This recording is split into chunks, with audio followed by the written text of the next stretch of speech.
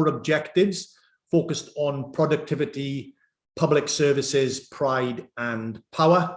And much of this is to be achieved, or significant progress to be realized, by 2030. So that's the nuts and bolts of it. To discuss the good, the bad and the ugly of the white paper, and importantly, where next, I've got three great panelists and I'll introduce them in a moment. Before we go any further, as always, a few words of housekeeping. The event, as always, is being recorded and will be made available on our website. It's also been live streamed on YouTube. If you want to tweet about the event, the hashtag is #WhatNextForLevelingUp. You can post your questions to our speakers throughout the event, and you do this by sending your questions via the question and answer function at the bottom of the screen, and we will be done and dusted by 1 o'clock. So let's get going. Let me introduce my panelists. Our first panelist is Katie Schmuecker, who's the Deputy Director of Policy and Partnerships at the Joseph Rowntree Foundation. Our second panelist is Adam Hawksby. Adam is the Deputy Director and Head of Levelling Up at Onward. And our third panelist is my colleague, Paul Swinney, who's the Centre's Director of Policy and Research. Each of them is going to take a few minutes to give us their initial overview or reflections on the white paper. And then we'll get into a conversation, and I'll throw them at them any questions that you put into the Q&A. So don't forget to post them. So, Katie, over to you. Give us your initial reflections on the white paper. Thanks very much, Andrew. So I think, inevitably being from the Joseph Rowntree Foundation, one of the questions you asked me is, what does it look like from the perspective of poverty? And I think it's probably worth just saying up front that this is not a white paper that explicitly talks about poverty. It mentions the word 9 times, and 3 of those it's actually talking about international stuff. And 5 of them are about fuel poverty. So fair to say it's not a big focus of the white paper in the way in which it's expressed. I suppose you could then lead on to the question of, well, does that matter? Perhaps it doesn't matter if the effect of this white paper is to improve prospects for those at the bottom. And I think I would certainly argue that, we can't really claim to be levelling up if we're not improving the prospects for people who are at the very bottom and who are struggling the most. And I think the sort of assumption that underpins a lot of the white paper is the idea that, increasing productivity leads to more jobs, leads to higher pay, leads to lower poverty. But our research suggests that that is not a given. And so rather than kind of getting into the ins and outs of that, I think, we can do that in the Q&A, I expect. It's probably just worth saying, just consider London, a place with very high productivity, very high pay levels, but also the highest poverty in the country. So I think if you want these sorts of steps to actually have an impact on poverty, you have to explicitly focus on trying to ensure that the benefits of growth reaches those at the bottom. And I think had the white paper had that really sort of squarely in its sights, it would have focused in some slightly different places, or it would have been much more ambitious in some areas. So thinking about productivity, you would have thought more explicitly about how do you drive the kind of productivity enhancing measures that directly benefit people. So things like employer training, management quality, the use of technology, contract security. These are all things that can improve productivity that also have very direct benefits for those on the lowest incomes. I think in thinking about how you develop places, you would have thought a bit more about the functions that different sorts of places play within an economy. So the role of a core city is different to its neighbouring towns and cities that are connected economically to that place, and they need different sorts of interventions, and different again to places that are more freestanding and don't have a big city in their sort of easy to reach orbit. So think of somewhere like Blackpool, kind of thinking through the sort of differences that brings in terms of how you approach issues around levelling up. I think that was underplayed in the white paper. I think also it would have a much stronger focus on the quality of jobs. I think there's some good stuff in there about research and development, for example, but there's really not anything about productivity in low paid sectors. And that is actually a big part of our productivity problem. And it's also a big part of our in-work poverty problem. I think it would have been much, much more ambitious on skills. I mean, where was the ambition on the scale of the sort of post-World War II Opportunities Act in the States, where you were sort of driving a big upskilling of, in that instance, GIs returning from the war, had a big impact on the prospects of low-paid men, as it was, in the States at the time. But, that kind of scale of ambition of kind of really thinking through how you can actually drive a sort of shift and a big change. Where's the major progression in work trial? Where's the focus on early years as well? I think there's so much more. I think the skills part is really one of the weakest areas, but also one of the areas that is most important for a levelling up white paper that would have driven down poverty. I think there could have been a much more ambitious strategy around anchor institutions, talks a little bit about social value, but no real great attempt to harness the collective hiring, training and purchasing power of anchor institutions. And then the two really big questions, which I'll just touch on briefly, because I know you wanted this to be brief, Andrew. The first is, where's the money? There was no serious additional investment in this white paper. If you think about the example of East Germany and the kind of those sort of proportions of ambition that went into trying to narrow economic divides in that country over multiple decades. I mean, just look at the spending on regional economic development, just a sort of narrow slice of the picture, but a really important one. We have the spending review set out ambitions for funding around economic development that mean we're actually spending less than was the case under Theresa May and David Cameron's governments. And actually some of the decisions that have been made to protect the devolved administrations in Cornwall in relation to the replacement to EU structural funds means that other parts of England are basically left high and dry because those funds are not being replaced in full, which is actually breaking a manifesto commitment. And then finally, I think the last thing I would say, and I think this is so important from the point of view of poverty, is it perhaps needed a bit more of a rounded look at the question of income and thinking about the role that social security can play in levelling up, not least from the point of view of the role that social security plays in providing a platform and security for people to be able to build a better life for themselves. It puts money into people's pockets, which they then spend in the local economy. But actually, if we had a social security system that was more adequate, that would actually have the biggest impact in the places that are most in need of levelling up, because they are the places where more people have their low pay topped up by social security, where more people are out of work and where more people are seeking work as well. So I think you could have had a really big impact there. And actually, it's really urgent, because when you just think about the wider context where we have a basic rate of out of work benefits that's at a 30-year low, inflation that's at a 30-year high, and we're about to uprate benefits at half the rate of inflation come April, that is a recipe for deeper poverty, not a recipe for levelling up. Brilliant. Thank you very much, Katie. Great thoughts. And the balance between implicit and explicit in the document as it is, never mind as it might have been, I think is an interesting theme, definitely. And I wonder when we get back to it, I'd be interested in your thoughts. One of the issues that has run for 2 years is, what do we mean by level? I mean, what does one mean by leveling up? And I think that is a question. If you don't define it and be clear about it, then it is open to interpretation, and therefore, lots of people take it in different directions. So again, things we can come back to in the conversation. But Adam, let's turn to you. Let's get your initial reflections on it. What you thought was good about it, maybe not so good about it, and then we'll turn to Paul. So Adam.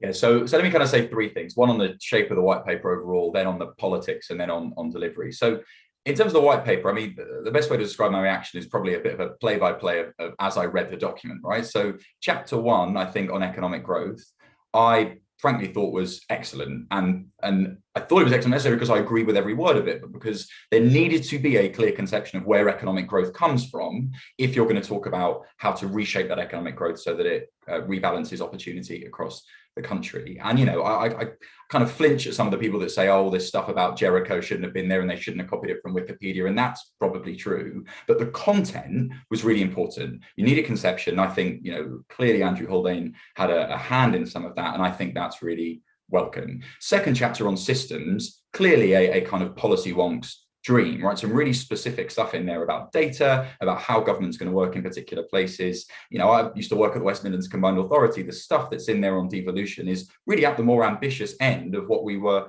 pushing for. And if that stuff can be done well and doesn't get wrapped up in a kind of protracted and difficult negotiation process, dragged down potentially by a treasury that are a bit more nervous about this than other departments, then that could be really, really powerful. And then you kind of get to chapter 3, and I think that is clearly, you know, chapter 3 on what are the policies here, and that is clearly the lightest of the 3 chapters. And you can really see which departments have responded positively to the call for ideas and which departments haven't.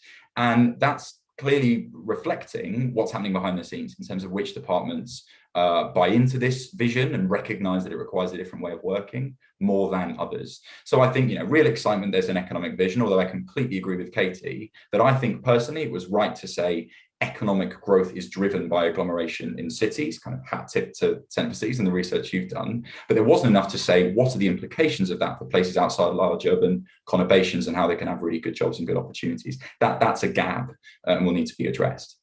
So that's the kind of overall shape of things. Here's why I think the politics are really important for that overall shape. The coalition that elected the Conservatives in 2019 were fundamentally different to ones that had before. The kind of electoral midpoint moved from Buckingham to Sheffield, and voters' views changed with that. So you now have a group that the majority of them want the end of 0 hours contracts. 2/3 of them are happy to pay higher taxes for public services like the NHS. They're more happy with kind of regulation intervention in the economy. And that really matters because that Conservative coalition, I use the word coalition very deliberately, are not all traditional Conservative voters. Our research has shown about a quarter of those are what we call contract voters. They lent their votes. Now, a lot of that was to do with Brexit, but actually a lot of it to do with the factors underneath Brexit, places that were kind of in the lexicon left behind where opportunity was lacking. And those voters expect delivery on that contract within one electoral cycle, probably, right? They're not going to be that forgiving if that doesn't occur. Now, at the moment, those voters are moving away from the Conservatives, not just for kind of Partygate, but because of cynicism. But they're moving back, the kind of polling recently shows by JLP partners, they're moving back more to don't know than to Labour, about 22% to don't know, about 10% to Labour. And so that means there's an opportunity here, and this is, you know, this is not me saying what the Conservatives should do, but in terms of how the politically minded advisors are thinking, they need to win back those don't knows and show them that that contract has been upheld. That is why delivery, my third point, is so important, because there are going to have to be some examples of levelling up fast and slow, right? The fast bit is going to have to be in the next couple of years, observable impacts in local areas that mean that people are willing to vote for the Conservative Party. That's where the white paper, I think, is very light, and there's going to have to be some rapid indications of what those types of policies are. Now, those don't all have to be cosmetic. I think Ben Haushen's shown that actually just, you know, newspaper articles about investments in areas, even if they don't lead to immediate shovels in the ground or immediate jobs, make people feel that politicians are delivering on their behalf. So fast doesn't necessarily mean marginal, but it does mean something in the next couple of years. The levelling up slow then, in terms of delivery, I think is hugely important. And I think, you know, we can have a bit of a back and forth on, you know, was it a problem there's no new money or et cetera, et cetera. My view on that is, if you can use the kind of tugboat of Michael Gove and D-Luck to move the oil tanker of government 2 or 3 degrees in the course of the next 7 or 8 years, or the duration of these missions, that's going to have more of an impact than launching a bunch of very specific initiatives right now. And I, you know, this is a bit of a caricature, but part of me was quite frustrated that I've spent the last few years kind of rallying against government, announcing loads of stuff, right? Towns Fund, Future High Streets Fund, various things with various price tags against them. And I've been saying, and others have been saying, we need a systemic approach to this. We need power to be transferred. We need government to work in different ways. And then a white paper comes out, which is heavy on working different ways. And that same group of people are like, well, where's the stuff? There's no stuff here. What we need is some pound signs, some announcements. Now, of course, you need both. And I'm kind of being a bit reductive. But I think that levelling up slow, that systemic point, is what there's an opportunity for. And it's going to require, behind the scenes, Gove, with number 10 in the Treasury behind him, to genuinely change how government works. And that is huge. That's the big delivery challenge.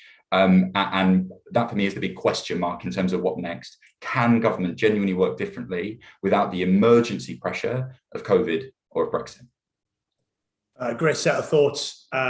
Adam, I will come back. We have a couple of questions already on that kind of systems bit, the chapter 2 bit, and what that means, and particularly the extent to which all of government is bought into that. And there's certainly one department that we always end up talking about to the degree to which they're in. So I think there's something to come back to on that for certain. But Paul, let's get your reflections out there, and then we'll get into the conversation. Paul, over to you. Marvellous, thanks, Andrew. Well, 4 points I'll make then, and I think I'm going to focus on the positives that are in the white paper. I think it can be quite easy, especially with something which is as long as it is, to probably pull out the negatives and sort of relate in part to what Adam was just saying there. But actually, there are a number of positives that maybe get lost a little bit because there were so many pages written and so many initiatives that were announced or re-announced within it. So what are those positives? One is that there was a recognition that different parts of the country do play different roles in the economy, and that we should be expecting different things from different parts of the country. There's an issue there about how clearly that comes through, and whether actually everyone can easily sort of get that message out of reading it, because I don't think that is particularly easy. And we obviously, as Centre for Cities, went into it looking for that message, and that message is there, but we did have to look for it. And I wonder whether some of that may fall by the wayside. The second one is that there is an attempt to reorganise Whitehall, to think differently about this problem, and put a number of incentives and measures in place to try and shift that oil tanker, as Adam's talking about, of which we haven't really had anything like that before. And if that happens and nothing else happens, I think that would be a good outcome from the white paper. I think it's quite a difficult thing to do, but at least there's an attempt there to try and do it. The third one is devolution. I think, again, if we'd just had a devolution white paper, which originally that's what we were meant to get, and this was the outcome that we got from it, actually, that would be a really good thing. And if it had been whittled down just to that, and we didn't have probably some of the noise that maybe we can see elsewhere in the white paper, we will be saying, this is a fantastic thing, really good, and let's get cracking with it. So we probably shouldn't lose sight of the fact that that is a very interesting thing, and perhaps something that actually is even deliverable by 2030. And we can come on to that in the Q&A. And then the final point, number 4, is that there's a much greater focus on data in this than I think has been the case for strategies in the past. I think that is to be applauded. There is an element that it's data for data's sake, potentially in some areas. There are 49 metrics that get announced. There are 49 data sets. Are they metrics? I don't know. There's a bit of nuance there potentially. But the issue there is that if you've got so many, then what are you focusing on? And are there too many there, and have they gone sort of too far the other way? But let's just take a step back and say the very fact the data is there, and there are a set of data there that we should be tracking the 12 missions, I think is a step forward, and the government should be applauded for that. Now, of course, there are many things that we can challenge, and we can get in the Q&A on that. But I think it's worth I'm going to be positive. I'm going to start out with the positive element, and maybe we can dig into some of the bits that weren't so good, perhaps through the Q&A. Great, thank you very much, all of you. And so you get kind of initial reflections on what each of you has said from each other. But Adam, start with you, because I, like you, enjoyed references to Jericho et al., but that just tells me that I'm a bit of a strange person like you, really, and we're not the norm. It's an interesting question about who the white paper is for, right? I mean, in the sense that it's very wonkish in that respect, and trying to translate that into everyday action, as you said, is it of itself a challenge. But I wanted to get your initial reflection and come to Katie on, just as a white paper, the coherence of it, in the sense that the analysis of chapter 1 talks about certain things. Do you see the coherence then, and how that flows through into 2 and chapters 2 and 3, with 2 being system change, 3 being policy propositions? Or do you feel, you hinted at that it's almost sort of, bit by bit, but what's your view on that? Is it coherent? So I think there's quite a lot of coherence between the systems elements and that theory of economic growth. And let me just draw out one of the bits of coherence there.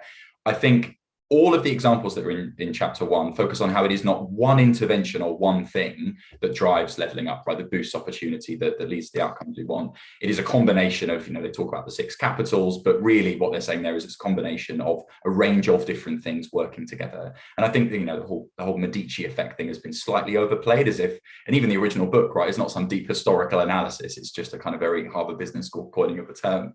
But what it gets right is the confluence of different things is key. Chapter 2 then rightly says devolution is a way that you do that. There's no way that you can support that sort of knitting between firms and workers and the opportunities that might exist between them from Whitehall. It's just not possible.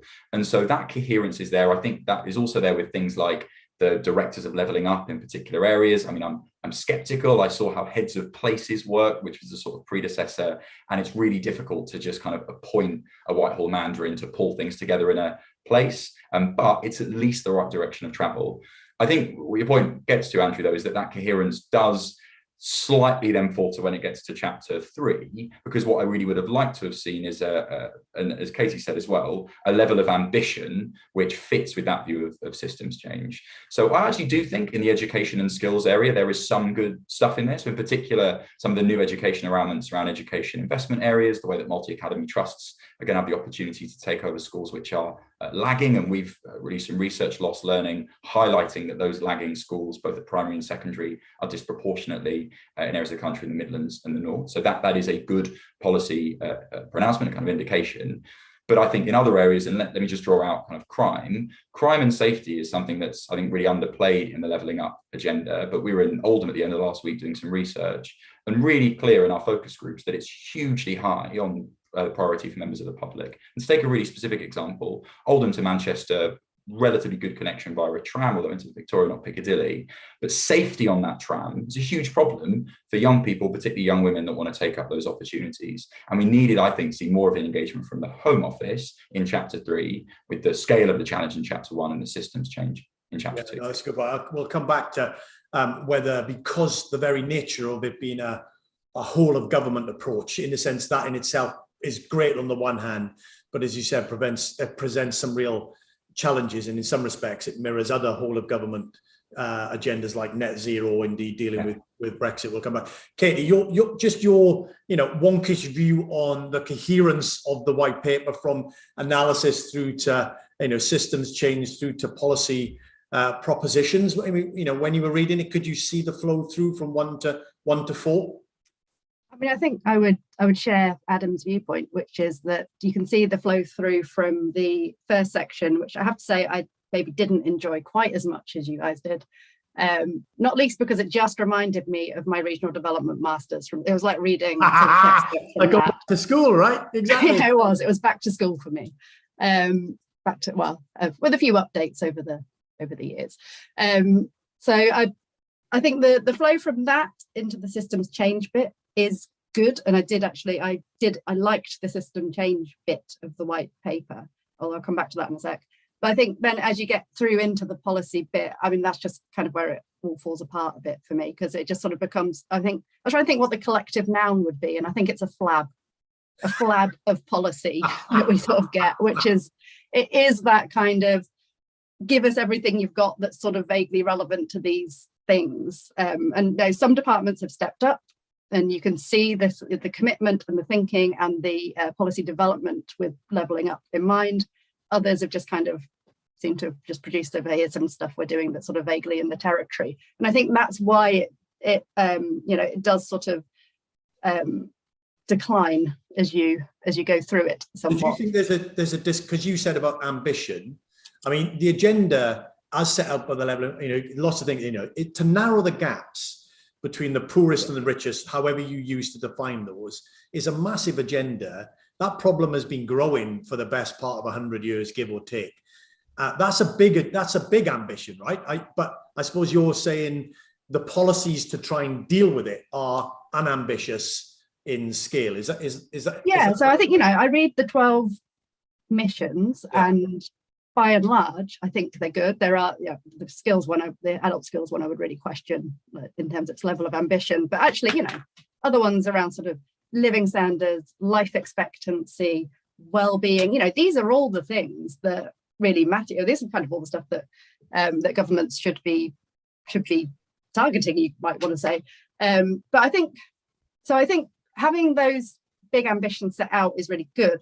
I think the 2030 timescale is a bit of a problem for some of them, but you can certainly make progress in that amount of time. I think for me, the big question though is political commitment. I just go back to the late 90s and the child poverty targets. You can set a target in statute, and I think it's really good that they are being set in statute and that reporting is going to be required. That will help to drive it through sort of Whitehall. But ultimately, if you don't have the political commitment to meet the target, and that isn't shared as a cross-governmental aim, then you can miss the target and no one really notices, or you can actually end up just abolishing the target and no one really notices, as was the case with child poverty. So I think just having the targets, it's a really important step. It can help to sort of rewire Whitehall, but it's not a given. It has to have that backing. And I think, given this is a sort of certainly a 2-term project, if we're talking about most of the targets having a 2030 timescale on them, obviously there's a question there sort of about the commitment across parties as well as within them.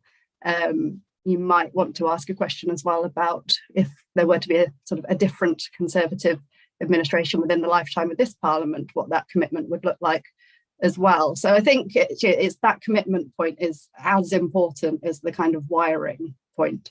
The other thing I will say, though, is I do think the other really important thing that the white paper does is continue this process that we've seen over the last 10 years of starting to tilt the money a bit. So we've seen it with the rewriting of the Green Book.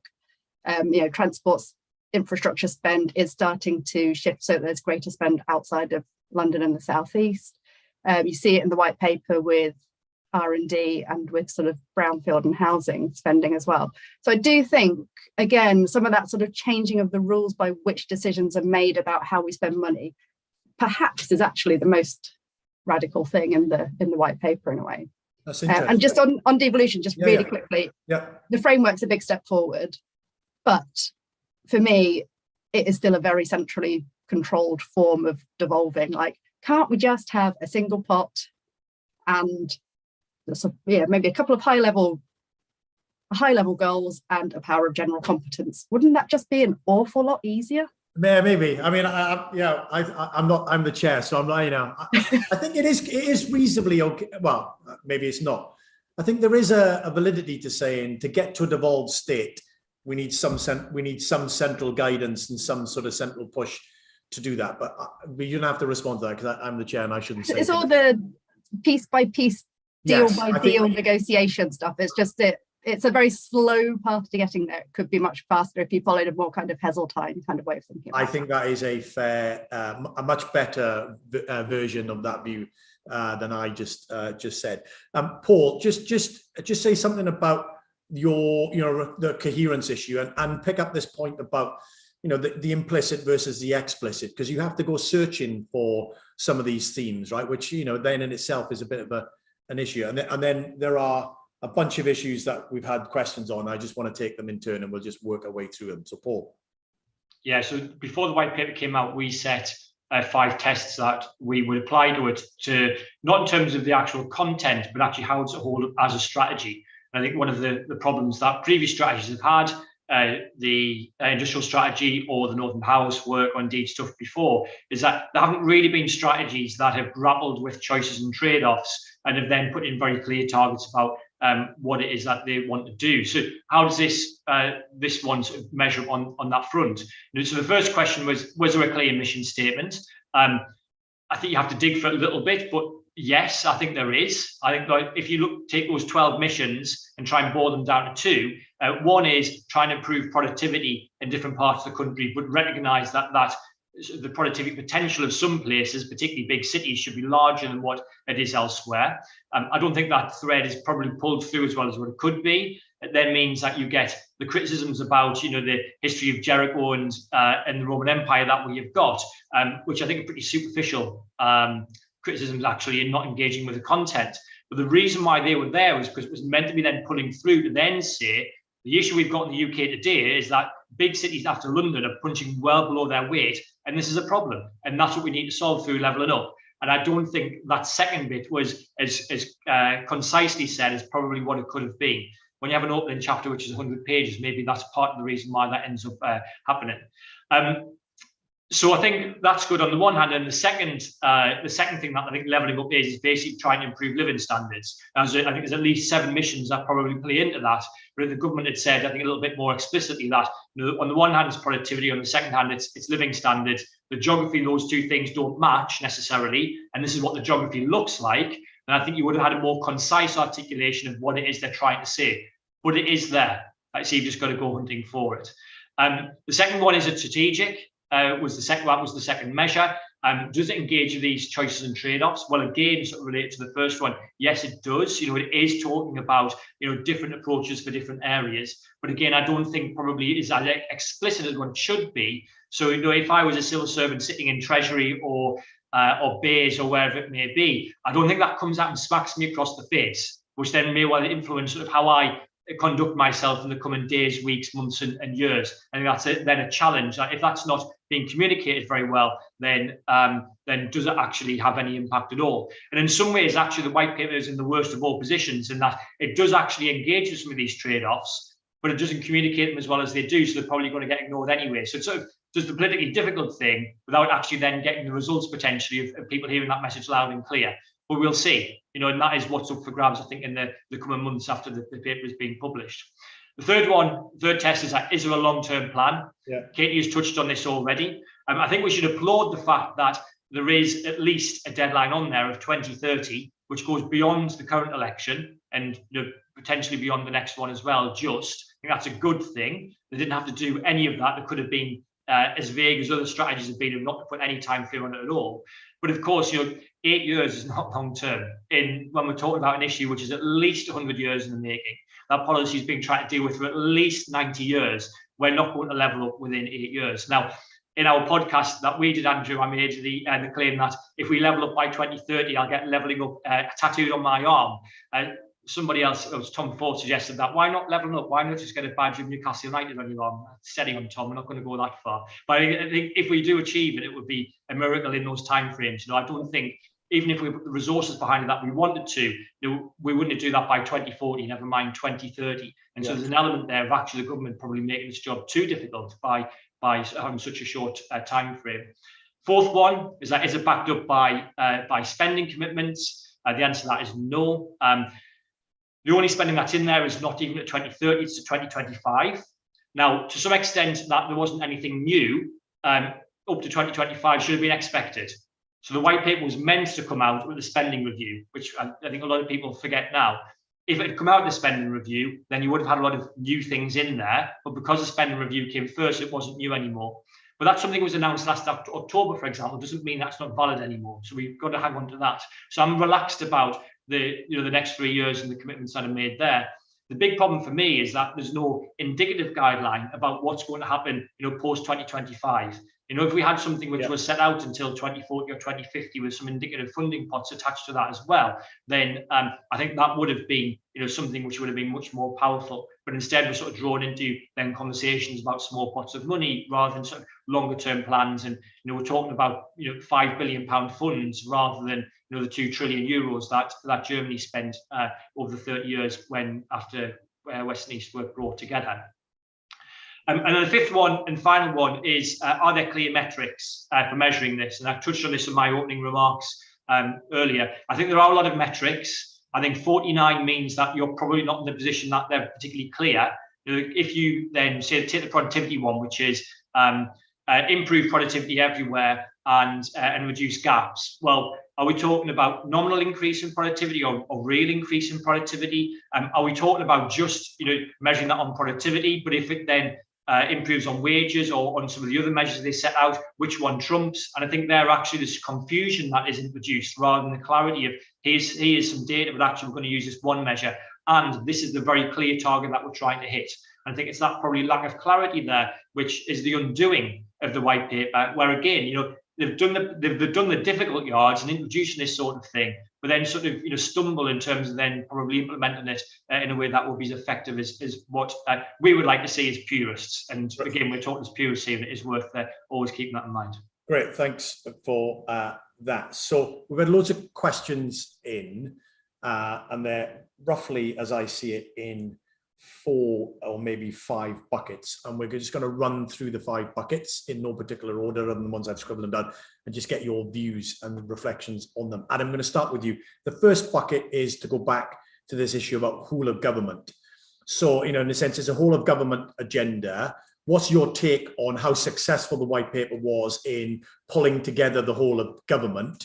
And there's an obvious big question as to whether HMT, Treasury is playing ball or not. So your reflections on how successful the white paper is at kind of really grasping this whole of government agenda, and I'll get Katie's view on that, and then we'll work through the buckets in that order. So Adam. Yeah, so I think the first thing to say is I don't think it was wholly successful in bringing together the whole of government, right? And you can see that in the returns that some people have provided on the policies that are happening in their area. I do think that the fact that the Prime Minister, given the political capital that he has, which is clearly changing by the day, is behind this agenda and sees it as central to his electoral success. The reason I'm hopeful that the whole of government will get behind this, or at least the political part of government that you would hope can drive the kind of broader civil service, is the electoral imperative.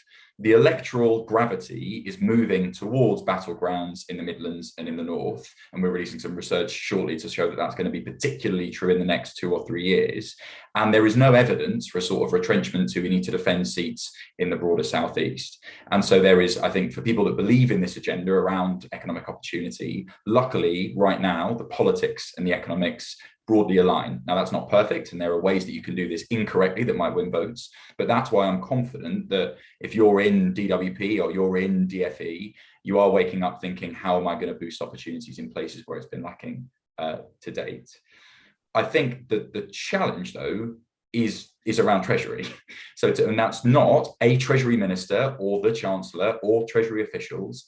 It is that for a long period of time, and Giles Wilkes written an excellent paper on this a few years ago on why the Treasury does what it does, that there is a particular way of them making decisions and a particular form of economic growth and the government's role in economic growth that predominates there. And it seems that every politician that steps in is to some degree absorbed by that. The challenge is going to be, will Treasury have a broader tolerance of risk? Will they have a broader tolerance, particularly about the creation of spending pressures, right? Like, I think a lot of the nervousness about things like missions and their specificity is the expectation of future spending that allows the Treasury to be snookered, right? It's really inside of baseball. But if they agree to something and then in 2 years someone says, well, you agree to this and here's the logical conclusion, that makes them understandably really nervous. So the whole of government, I think, will need to move because of the politics, and they're going to have to move further than chapter 3 in the white paper. The Treasury is the real challenge, and that is institutional and cultural, not about personalities. Very good, excellent. Katie, whole of government, what's your sort of take on how successful the white paper has been thus far? I mean, I would completely agree with what Adam's just said. So I think, I guess the challenge that I would sort of pose to the government that kind of comes from this is, if you think about the political moment we're in, as Adam says, like the Conservative electoral coalition has shifted, but actually public opinion as well. There is a sort of desire for responses to economic challenges that you might think of as being a bit more sort of traditionally leftish responses.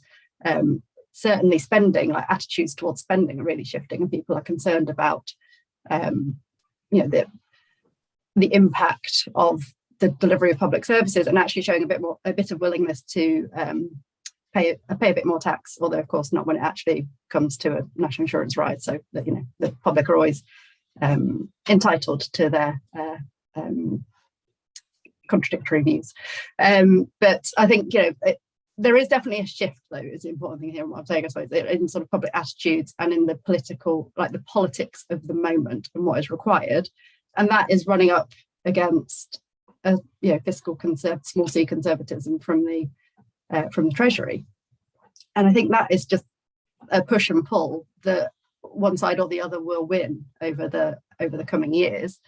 And I think the risks in terms of politics and trust in politics, though, is that this has been sort of pitched as a really big mission agenda, the sort of guiding focus of the government. Yeah. I mean, there's perhaps it's fortunate in some ways that a lot of people still haven't heard of it or know what it means. So it still contains that sort of capaciousness to be able to sort of pitch it as whatever you like. But I think if there isn't some delivery on it that could be pointed to in terms of saying, well, this is what we meant and this is how it's made a difference and made people's lives better, then the impact will be a further hit to trust in politics, and that is bad for everyone. And I think it's going to be challenging, actually, against a backdrop of a cost of living crisis and the impact that that is going to have on people's incomes, it's going to be, even if levelling up is delivering, actually, it's going to be quite hard to make that argument if people don't feel better off themselves and their families and their communities around them because of those wider external factors. So I think it's going to be really difficult for the government to pull this off. And I think it will take, if they can deliver that sort of political focus to get Whitehall sort of all pointing in the same direction and get those slightly slower to join departments on the page, then you might start to see some of those kind of systemic changes in the white paper actually starting to deliver. But there is plenty of room for there to be a slip between cup and lip. Yeah, no, quite. That's a very good point. Let's move on to the next one. Start with just get your reflection on it, Paul. So we've had lots of questions about the funding or the money aspect, and all three of you have talked about this in various ways. And sort of common complaint: not much money allocated. Katie talked about, if you look at the special money, LED money seems to be going down relative to the coalition government, and that's obviously gone down relative to the previous Labour government, etc., etc.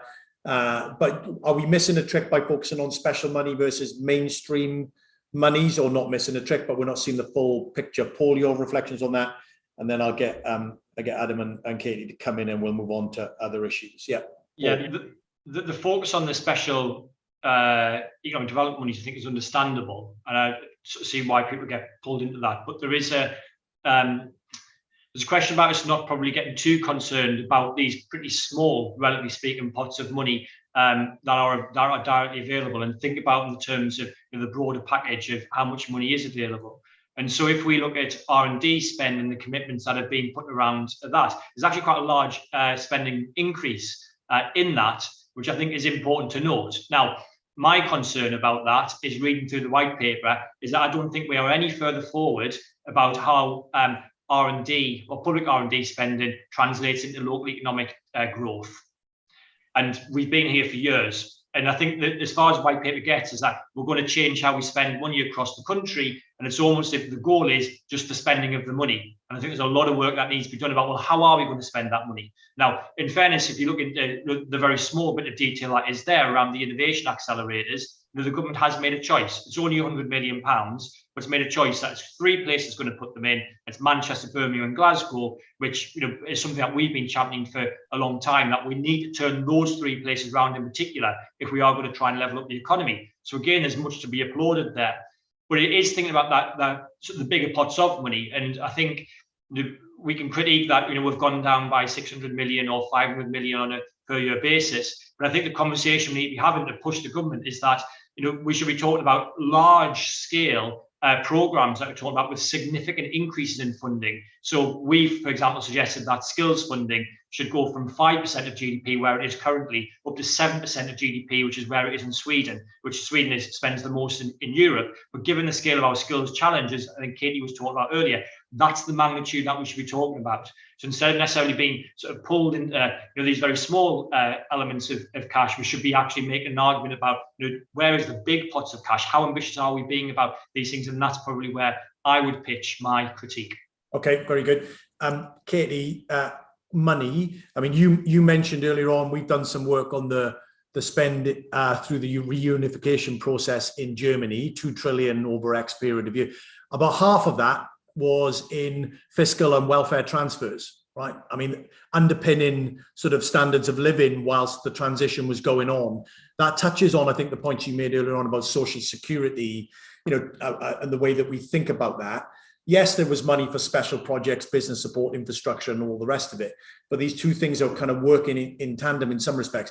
So is that the way that we should really think about, the money going into levelling up? It's not just on shared prosperity fund, which is very important, or towns fund, or levelling up fund, or whatever other fund it is.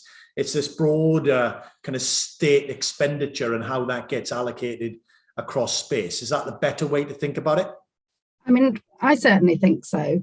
I do think those sort of local economic development discretionary pots of funding do matter, and they matter because they are discretionary. I think it's worth kind of remembering that is the stuff that, you know, local areas use to fund business support and to build business parks and to run a skills program that responds to their specific local needs. So I think, I mean, partly this is because of where we're at with devolution, perhaps in England, but, you know, those funds are actually really quite important. So I think whether they're getting bigger or smaller and how they're going to be distributed really does matter.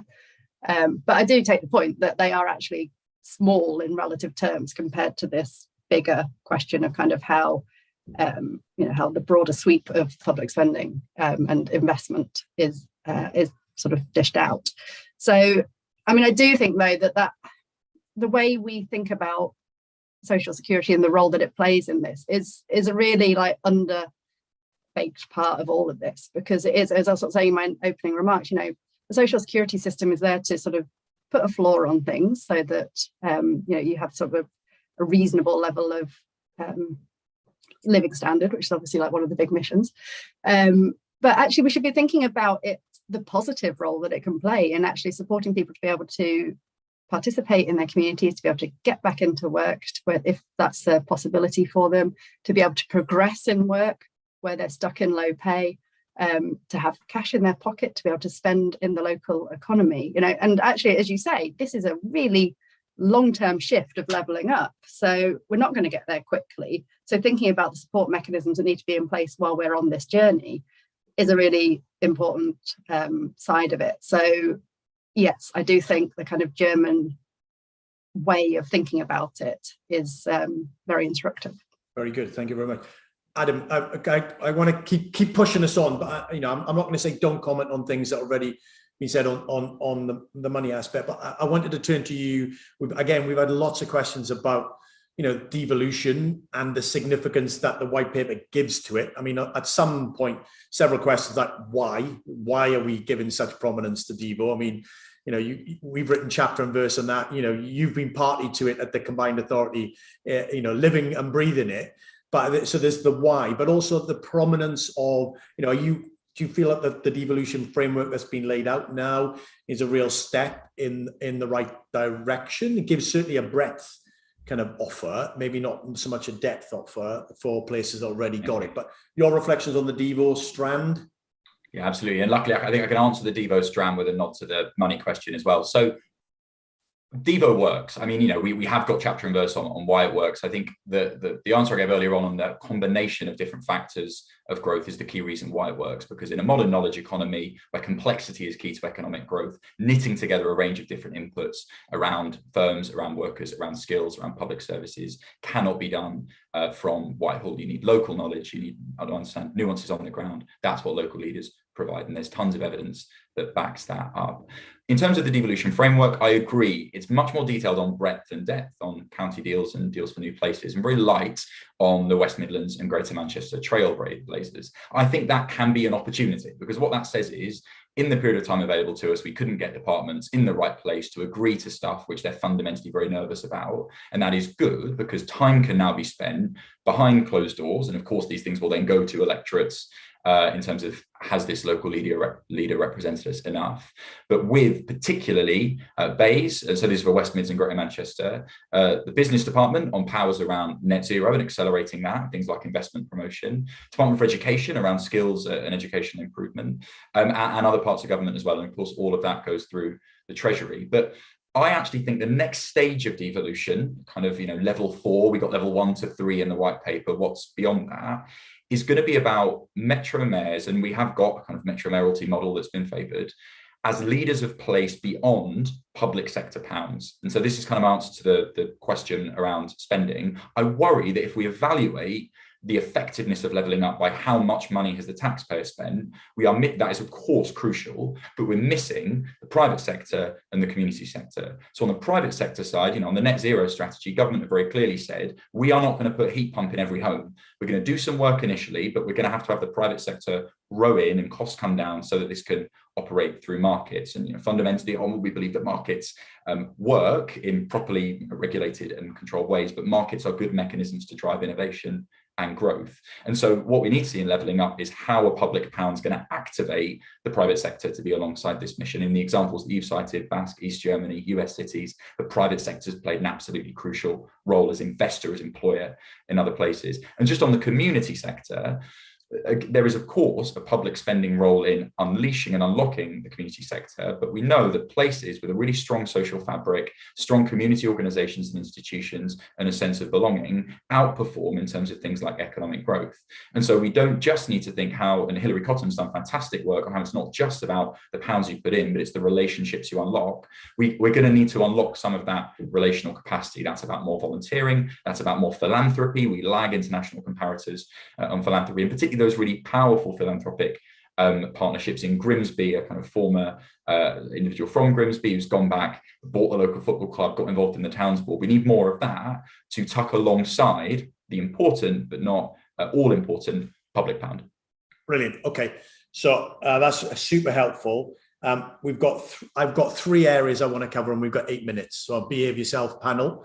You won't get to say everything that you want to say on everything that's already been said. But I want to pick up on this next one on timing. And Paul, I'm going to come to you first, because I think the timing, as you say, 2030 is better than tomorrow. It's not long term enough. But really, what I'm interested in is, what does that mean for the government of the day? How does it manage kind of longer term or longish term with short term? Adam talked about fast and slow. We have to prove something before the next election. All governments have to do that, but also have a mind to that. And also, maybe Katie, you can come in on this one as well, is what does that kind of longer term view do for what we expect from the opposition at any given time? How do we think the opposition should refer to or engage with levelling up if it's a multi-year multi-government agenda? Paul, you first, then Katie. So one of the many lessons from Germany is that there was a long-term plan set out, which was 20 years, and it had cross-party buy-in, and this was the strategy that was set out, and then a number of programs underneath it. I think what we need for the white paper to be a success is for a broad acceptance of that strategy. Now, how that exactly gets delivered over the years may change, but as long as all of the individual programs that are delivered fit under that strategy and very clearly feed back into it, then that is still a good thing. And we will have political turbulence over the coming years. We will see different colours in power, I would have thought, over to 2040 at the very least. And so having that acceptance across party is very, very important. The issue, coming back to what I've said earlier, is that is the strategy articulated clearly enough in order to get everyone to sign up to it? And I'm not clear that that is the case. But I'm also a bit concerned that the opposition probably haven't really engaged in the nuts and bolts of what is set out. So I don't think we actually know what the opposition thinks, because the critique so far has been, or talks about the Roman Empire and Jericho, and then gives a bit of an emotional response about we just have to do things for certain places, as opposed to going and say, well, actually, what do we think about these trade-offs that are being made? We don't think they're right. That's fair enough. What are the trade-offs that we made instead? I think it's not clear where they currently stand, and therefore, if there was to be a change of government, whether this will be taken forward or not. And I look for clarity on that front from them. I think again, the white paper finds itself in sort of the worst possible position, in that it sort of goes so far, but then doesn't actually probably go far enough to allow or make it difficult for future leaders to blue or red to renege on the strategy that's been set out. Great, thank you very much, Katie. Your kind of reflection on that, the kind of you mentioned political commitment.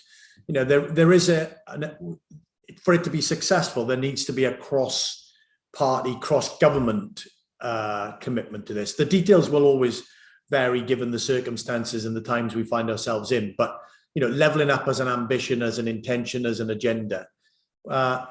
What's your kind of view on that, and particularly the role of the opposition at any given moment? I'm going to actually execute self-denying ordinance and say that actually I agree with what Paul has just said about it. It's like you could agree on this, you need to agree on the diagnosis of what you're trying to do, and then the details of how you might achieve it may well differ. But it's not clear that, I guess the sort of shared ambition is there, in the sense that everyone thinks that there are places that are underperforming where we can improve people's living standards by improving the economy.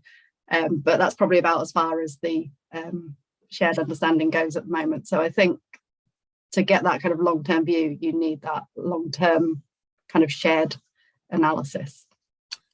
And then would you add it? What would you add to that? And then I'm keen to go on to the next one. But what would you add? Because you've talked about the politics of the Conservative Party kind of leaning into the levelling up agenda in the short, medium, and longer term. Yeah. Interesting is whether how does that play out on the other side of the or the other sides of the political spectrum? Yeah, I mean, look, Conservative battlegrounds are Labour battlegrounds, right? Because they're the ones that they're primarily fighting in these places. And I feel for the Labour Party because their vote distribution is wildly inefficient, right? It's stacked up in cities, and that makes it very difficult for them. So their electoral imperative is the same as the Conservatives, to win back some of those Northern and Midland seats. So I think, Lisa Nandy's attacks, therefore, are absolutely right, saying that you should be going further, right? This ambition is not enough, as opposed to saying you should be doing something different. But to Paul's point, there needs to be some substance on that attack, which will hopefully come in the future, but doesn't seem to be there now. Yeah, so it'd be interesting to see whether we get a almost political competition over levelling up. In a sense, we would do it, but we would do it better than you. And if we get to that point, rather than we wouldn't do it and we would scrap it, I think would have made success. Given what is it? It's 3 minutes. Here we go. So. We've got one area, and we're going to finish on a typically wonkish area because you're all wonks, including me. So that's fine. I want to talk about data and the metrics. I know it's a kind of odd place to end, given the very big conversation we've had. But hey, I'm in the chair. Paul, just say a little bit about the data and the metrics. Do we actually have the data in place to measure the performance of the levelling up strategy? So in some areas, yes, although again, I think there's confusion, a little bit of, because there were so many metrics in each area, I think there's a bit of confusion about what is the hierarchy, and if we achieve the mission on one metric, but not on the others that have been identified, what does that mean? On other areas, probably less so. I think the well-being stuff, I'm always very skeptical about. It's noble what has been set out, but does the data actually do what we think it's doing? I just don't think we've got a good measure of that. And that is a problem. And then there's a bit of an issue, I think, in terms of how the clarity that we have in different missions. So in some respects, like the primary school education stuff, there's a very clear sort of measure that's put in, which is we need to get to 90% or 90% of all pupils achieving a required standard. I think it's very ambitious, but it's great that it's there. But then in some of the other areas, we have words like significantly increase. Well, what does that mean? So you can have all the data sets that you want, but if it's not clear what you're going towards is just significantly increase, then that means one thing to one person, then it needs a different thing to another person. And that's where I think there's then a bit of a challenge. So again, I think there'd been a bit more sort of distillation around that front. I think it would have made it much stronger. Very good. Thank you very much. Katie, your reflections on the data you talked about having, the targets that are measurable has been really quite important to hold in politicians to account, but just reflections on data. Yeah, so I think, I think clearly some of the measures are better than others. I mean, the one that gets my prize for possibly the worst is all areas having a transport system that's a bit more like London. So what on earth does that mean? And plenty of space to game some of them.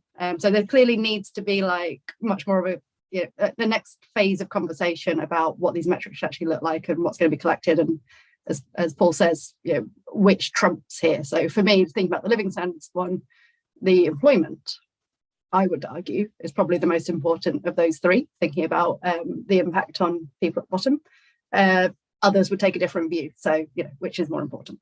Yeah, that's a good point, actually. And I think as well, just going back to what I was saying about how you explicitly make this about bringing up the bottom within an area, as well as sort of closing gaps between places.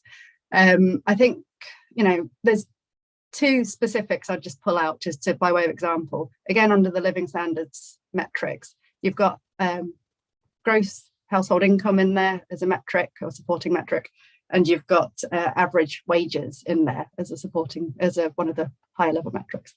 For both of those, I would want to see that as more like lower quartile earnings and sort of household income at the, 20th percentile, 30th percentile, something down towards the bottom. But, because that then you're seeing, are you actually bringing up the bottom as you go, or are you just pushing up the average and leaving a bunch of people behind? Excellent. A fantastically wonkish response to a question Nothing. I wouldn't expect anything less from you, Kate, and I'm sure our audience are all applauding wherever they're watching, because they, are like us. Adam, final thoughts from you, and then we're done. Just on data, because of time, granularity and community. We need it at the lowest possible level in order to have effective evaluation within places, to Katie's point, and on community. You need to be able to measure a sense of belonging, the strength of the social fabric. You could do a lot worse than Onward's social fabric index, but government need to get on it. Otherwise, there's not going to be effective measures. Fantastic. Look, we could have gone on forever. We've skated over the surface. We'll come back to many of these issues over the next weeks and months as we begin to think about where does the level in that paper go next. In the sense, the white paper is the start rather than the end. And I think thinking about how it moves forward, I think is really, really critical. But it's 1:01, so we definitely need to finish. Huge thanks to my panelists, Katie, Adam, and Paul. Thank you all for joining and posting your questions. We got through some of them in terms of those buckets, but thank you again for being here and for posting your questions. You can find all our work on levelling up on our website, centreforcities.org. As I said, we'll come back to these issues and many more over the next period. But until the next time, take care and stay safe. Thank you all indeed. Bye for now.